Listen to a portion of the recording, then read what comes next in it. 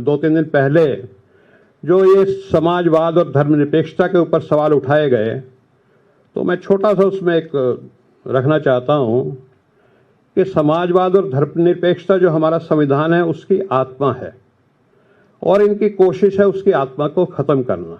शहीद आजम भगत सिंह, चंद्रशेखर आज़ाद, अशफाक उल्लाह खान, पंडित राम प्रसाद बिस्मिल, उन्होंने एक संगठन बनाया था जिसका नाम था रिपब्लिकन सोशलिस्ट एसोसिएशन। तो उन्होंने सोशलिस्ट अपना नाम क्यों रखा उसमें? क्या वो देश हित में नहीं था? नेताजी सुभाष चंद्र बोस, जो उनका विजन था देश के लिए, उसमें वो नेशनल सोशलिज्म की बात करते थे। राम मनोहर लोहिया, जिनके कंधों में बैठ करके बीजेपी यहाँ तक पहुँची, जिनके साथ अलायंस कर करके और जिनकी पार्टियों के साथ यहाँ तक पहुँची, वो सोशलिस्ट पार्टी थी उनकी। और मैं आखिरी बात ये कहना चाहता हूँ कि होसबोले साहब और पता नहीं कौन कौन बोल रहे हैं, वो सब उनको अपने पहले घर में झांकना चाहिए।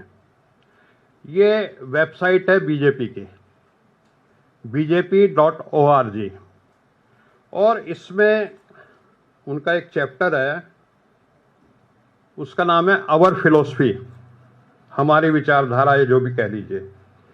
और उसमें उन्होंने 5 निष्ठाओं का जिक्र किया है। बहुत अच्छा शब्द है, पंचनिष्ठा।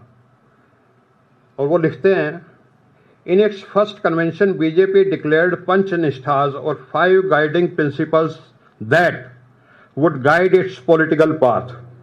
और उसमें जो तीसरी निष्ठा उन्होंने लिखी है वो है commitment to Gandhian socialism, bracket में लिखते हैं Gandhian approach to socio economic issues leading to establishment of a samras samaj free from exploitation.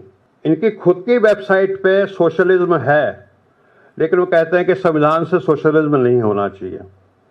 तो इस विषय पे कभी आगे चल के और लंबी बात करेंगे, लेकिन मैं सिर्फ इतना कहता हूँ कि संविधान की लगातार हत्या की जा रही है।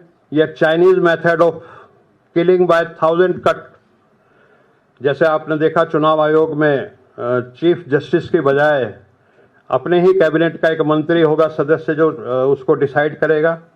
तो इस तरह की चीज़ों से लगातार इनसे ये उम्मीद करना कि संविधान की रक्षा करेंगे, उसका पालन करेंगे, वो बेकार है। लेकिन इस देश का दलित, पिछड़ा, गरीब, सवर्ण और आदिवासी वो इस संविधान पे आंच आने नहीं देगा। और कांग्रेस पार्टी